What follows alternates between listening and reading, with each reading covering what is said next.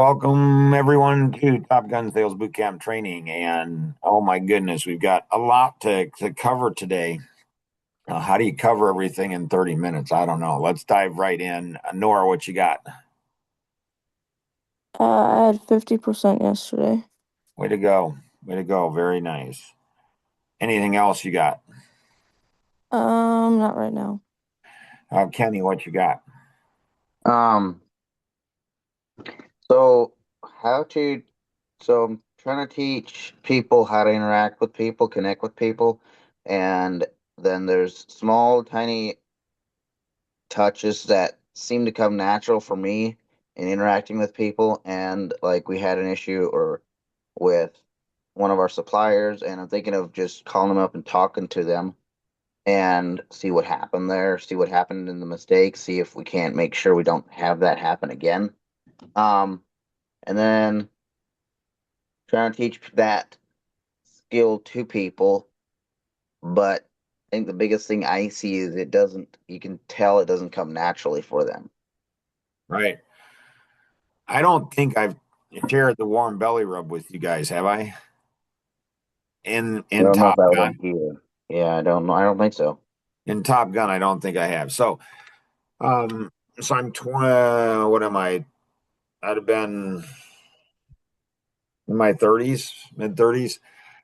And, I figured out, cracked the code to selling. And, you know, well, I'd have been 27. So I'd have been 27, 26, 27, cracked it. Couldn't figure out how to transfer that to somebody else. And then, started Synergy Solutions and I saw the same thing. And it's like, ugh, it's so hard.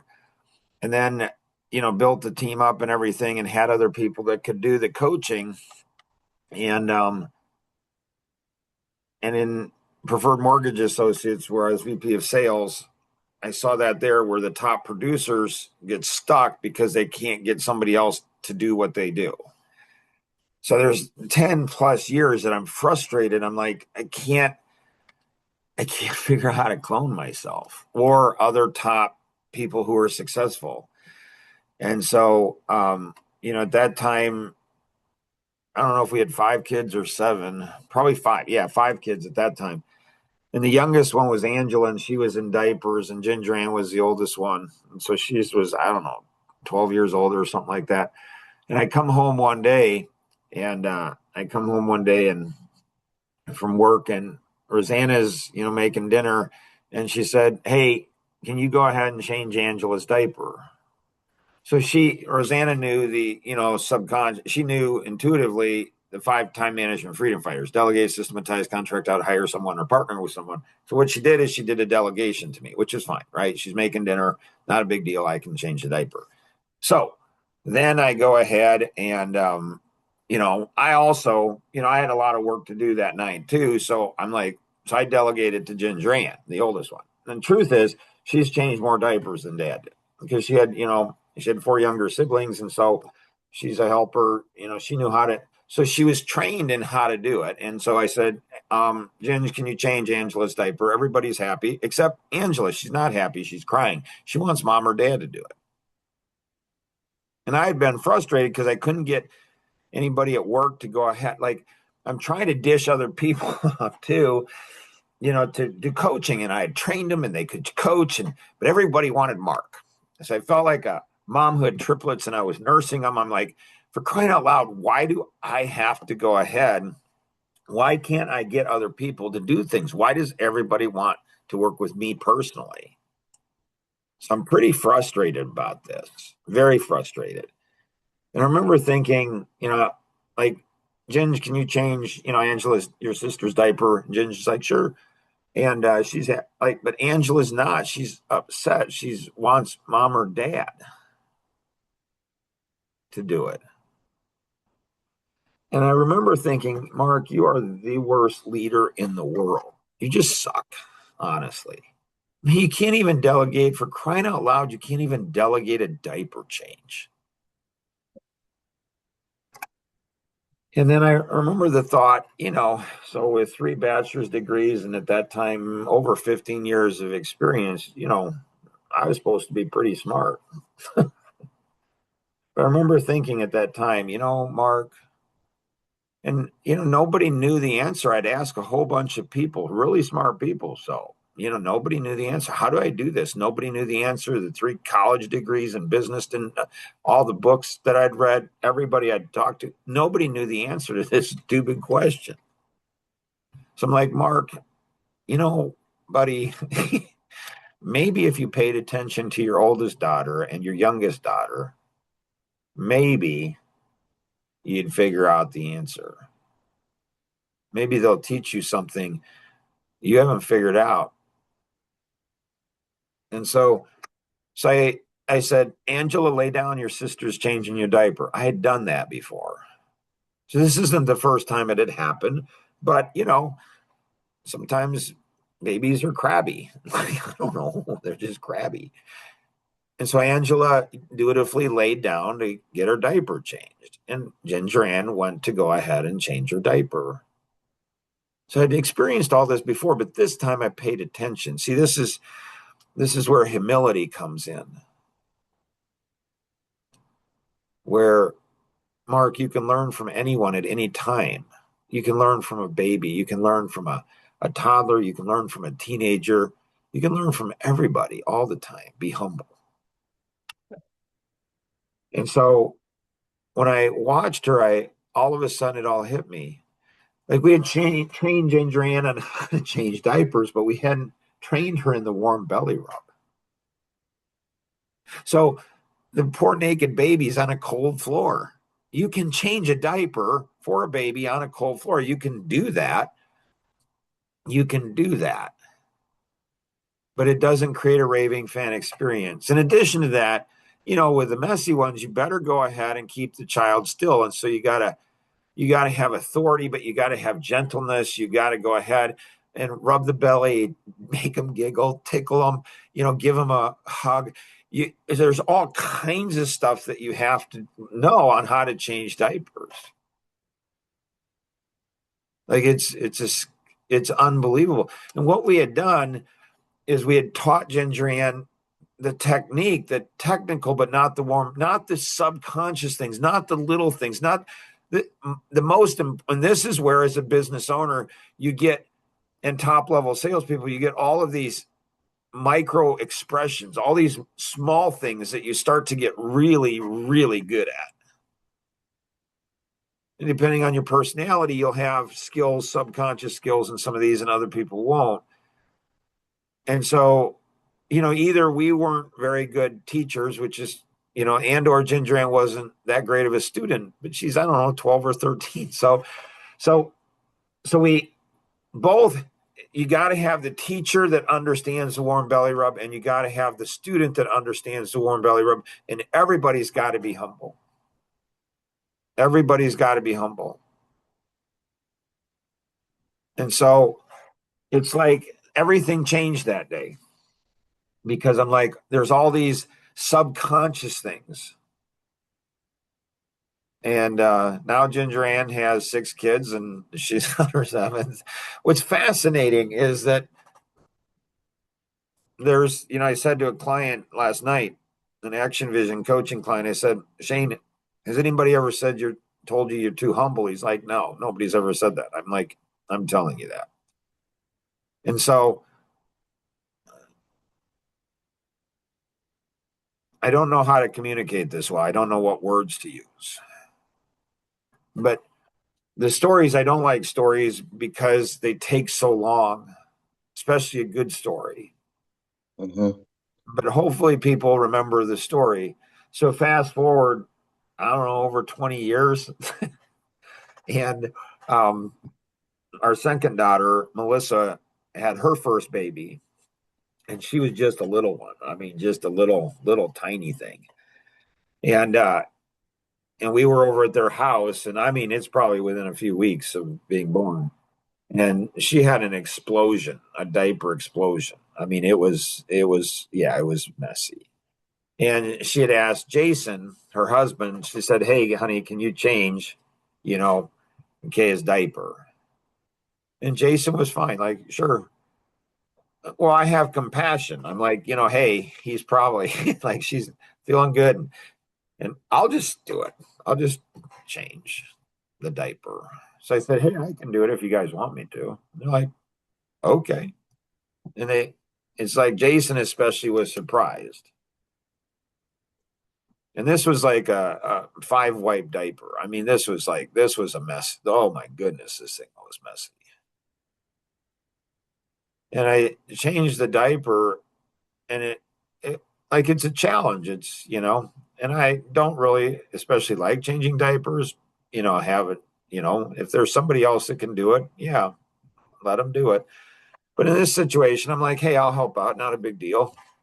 And Jason, after I was done, he he starts laughing. He's like, Melissa, you said your dad doesn't know how to change diaper. This dude knows how to change.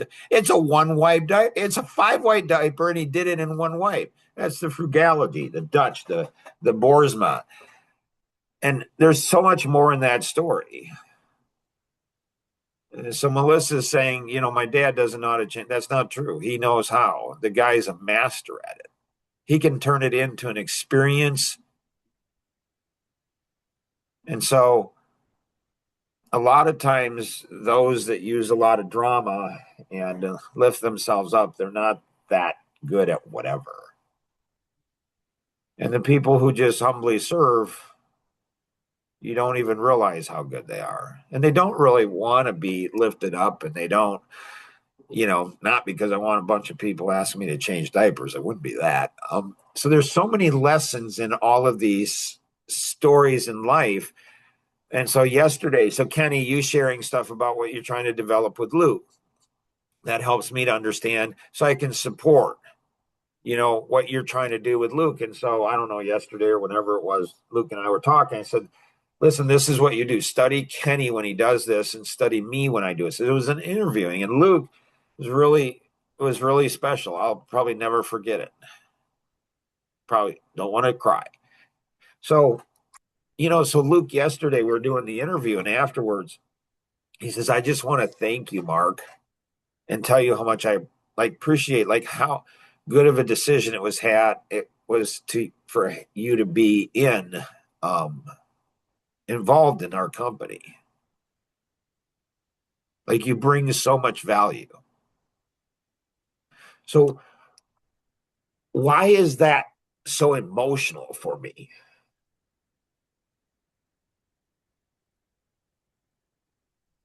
People don't like you. People don't like working with you. Well, that's what they say. Right. That's what they say. That's what they say. Why else?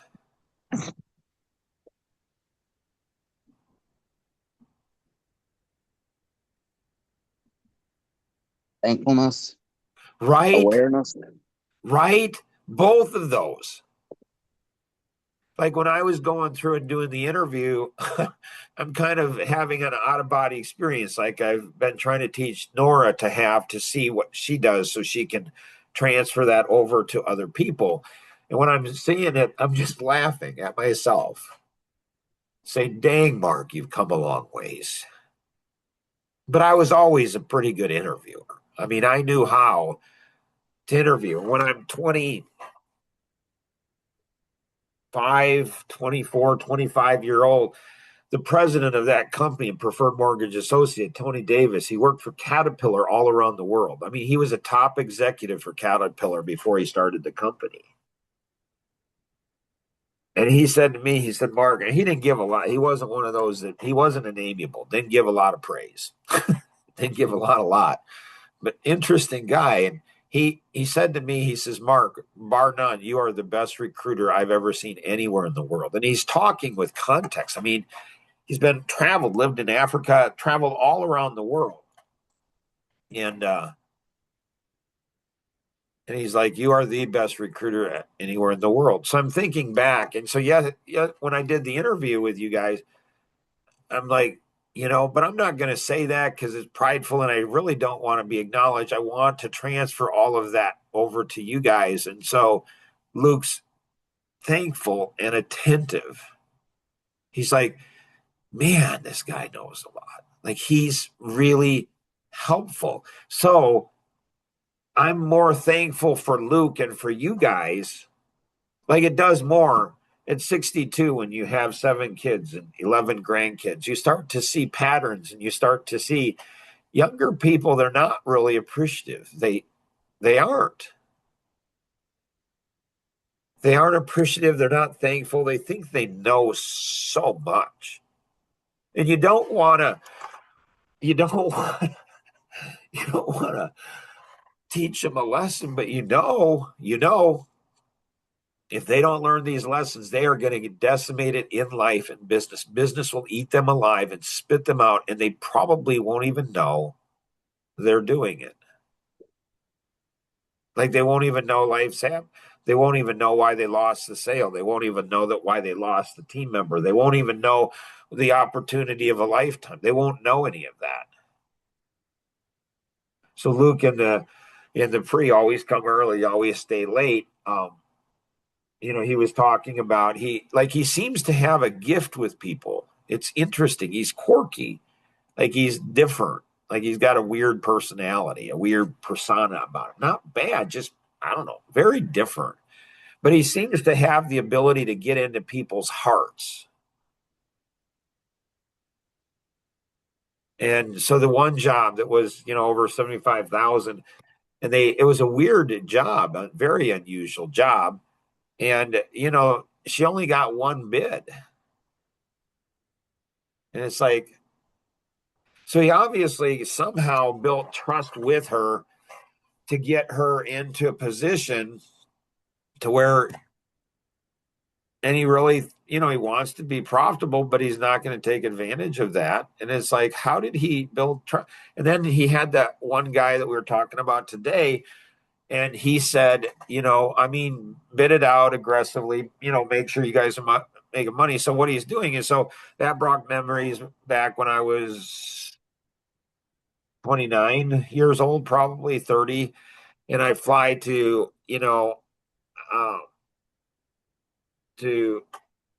North Carolina to talk to GE Capital, and I'm in with the top guy. And so, he's probably in his 50s, 60s, and I go in with a strategy to be like his son, and he's my father. And so he's going to have pity on me. And it worked. But he worked for a big company, GE. And I had him exactly where I wanted him. And he's like, he's telling me all this stuff, and it's fascinating to me. And so this could be, in the category of key account selling. So I've said, you don't go ahead and get where we've gotten. Let's say Mark, you don't get where I've gotten with big accounts without doing a lot of things right. And you don't walk away without doing a lot of things wrong. So, I get this guy, and it's just like, and he says, we evaluated your software, Mark. So I'm a young kid, like I should not be where I'm at. And he's like, so they put millions. I walk into their office, and they've got all these big screens and all this money that one desk, they spent more on one desk than I did in the whole company. So 3 years plus 3 years in the company. And he says, we ran your software against ours and 5 other people, and you guys came out best. The salespeople liked your software better than anybody else, ours included. I'm like, well, thank you. Appreciate that. Because I was in the trenches. I was selling. I knew what needed to be done precisely. There's so many stories on that. We won't share those. But anyways, he says, we're not looking for a long-term relationship. And I'm like, okay. And I'm open. I'm open to that. Like, what are you thinking? He says, we'd like to buy your source code. Now, this was 30 years ago, but still, I said, okay, well, what are you thinking? He said, we'd like to buy it for $35,000. I'm like, no, like no. But he looked at me. He's like, we're GE. I'm like, I didn't say it. I'm just thinking, I don't care who you are. So the arrogance of the big companies is just phenomenal, and how they treat their suppliers and how they treat their vendors is often brutal. Like from what I understand about Walmart is Walmart will come in and they'll take your products and services and you get all excited because it's Walmart. It's like, oh my goodness. And then what they do is they go ahead and they buy more of it, more of it. And then all of a sudden they're 10% of your business, 20% of your business. All of a sudden they start putting big orders in and it becomes 90% of your business. And at some point they snap it on you and they go ahead and they start pushing down the price. And because they're over 20, 30, 40, if they're 60, 70% of your business, you have to. So you really become an employee of theirs. I mean, Amazon is just brutal in doing that. So a lot of these big companies, like if you want to work with very wealthy people or very affluent people, influential people, or really, really big companies, often the reason you want to do that because you've never done it before. Once you do it, the abuse that happens and everything else, it's the kick the dog principle. It's just crazy. So be careful in doing all of that. It was kind of funny. Like, it was kind of funny because he told me a bunch of stuff and he said, well, I'm curious, like, why do you think you guys haven't succeeded in doing this? He's like, so he's like in his 50s and he's working for G, he's really smart.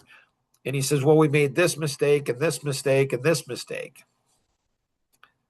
And I didn't have the heart to tell him, or I'm like, I'm young, so he's not going to listen to me. And I don't know if I want to tell him because he's kind of being arrogant.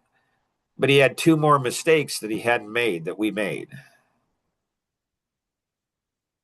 And sure enough, within 2 years, they were gone. That whole division, GE Capital, got blown out, like just blown out of the water. So another story you guys can go ahead and bring up is, the trip to Denver with three kids, and Greg Barmore. I think I might have mentioned that, but there's more to that story. And so in looking at this, there's all of these things. There's all of these things that, the three of you are young, and that's good. I was young too. I was in similar positions, as each of you when I was your age and even younger. And so you want to be thankful. You want to be grateful. You want to be humble. You don't want life to humble you. You want to be open in what you're doing. Kenny, anything else you got? So what I did is with Luke, I said, watch Kenny, watch his facial expressions, watch his body language, listen to his tone and how he's doing things. This is why, it's up to you guys. If you guys want to be on video, you can. If not, that's fine too. But I'm on video. Why? Not because I like video and it's not so people can, it's so you guys can see the energy and the passion. And even if I wasn't on video, it's still going to be there. The voice, the tone, I think we talked about. So I'm trying to train you, Kenny, to take it out of the subconscious, bring it to the conscious, and take Luke to teach him to be attentive to you so you both can be attentive to one another because it's so important. It's so crazy. So you got to be a great teacher, Kenny, and Luke's got to be a great student. And to be a great student, you got to go, or to be a great teacher, you got to be a great student. So people, I don't know, nobody said I was smart before I was 40. And so I still laugh when people say I'm smart. I don't know how to respond. But it's funny because after 40 people that are smart, they get a little jealous, a little poosty. They just get sassy and they're just like, Mark, you think you're the smartest person in the room? I love when people say that. Mark, you think you're the smartest person in the room? I'm just laugh. I just say, I thought a lot about that. Do you know who the smartest person in the room is? And they're like, well, no. See, they haven't thought about it. They think they're the smartest. They're smart in some areas, but, and it's like the smartest person in the room is the one who's the best student, bar none. Because the smartest person in the room walks out of the room learning far more than what they came in. That's the smartest person in the room. And so in the flawless thinking model, humility and thankfulness and curiosity is like the foundation. It's like the DNA of everything. So we might go into this model. There's 26 elements. Anything else, Kenny, you got? No, I do not. Luke, anything you got? When like last while it seemed like my head wasn't in the game. Like, what do I do with that? Get back in the game. Yeah, so consistency.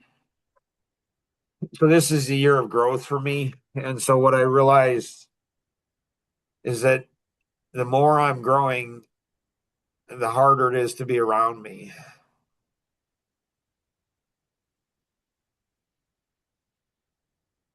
Why is that, Mark? Yeah, good question. Because people can't map me out. Like if somebody's growing, they're changing. Small children change, leap weeks. They're changing all the time. New words, new things, new insights. They're changing, and it's fun, but it's exhausting. It's exhausting because they're continuing to crack the code. They can continue to do things. It's just interesting, and so it's hard to be around me when I'm growing, and this is the year of growing. It's hard to be me because to grow you have to be humble.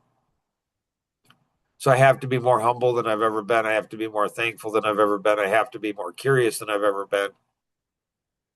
I have to, everything. Everything's on steroids. Everything's hypersensitive, hyper focused. Everything's just it's insane. So in that, Luke, is be consistent. Get your routines down. Sleep at a certain time, 7 days a week. Get to bed at a certain time. Get up at a certain time. Eat. Try to get your whole body metabolism, your mind, your soul, your spirit, everything. Get everything to where you get as consistent. So even if you're off, you're still on. It's reflex. You're still doing. So if you're consistent, if you're all over the place, sometimes you do this, sometimes you do this. If you're scattered all over the place, when you're off, your performance will be way, way off. If you're consistent and disciplined, even when you're off, you can still function at a very, very high level because of the disciplines that you've built into your life. Disciplined people, disciplined thinkers, discipline and taking action. Does that help, Luke? Yeah. Yep. You might go ahead and let people know around you, hey, I'm a little bit off. So you're just vulnerable. You just, hey, little off, not sure why. But you still have to perform at very high levels. And the more responsibilities you get married, you still have to perform. Like even when you're off, you have kids, you have to perform. You have more team members, you have to perform. More clients, you have to perform. Performance is massive because people are depending on you like crazy. Anybody else have anything else? All right. So this is definitely a favorite. Yep. This one's going to be a favorite of mine. And so here's the favorites. And so, like if you can go ahead, the heart, like if you can get our hearts in alignment, get our own hearts where they need to be, and then help to get other people's hearts where they need to be, and get everybody into flow. And when we do that, we can accomplish so much more together than we ever could on our own.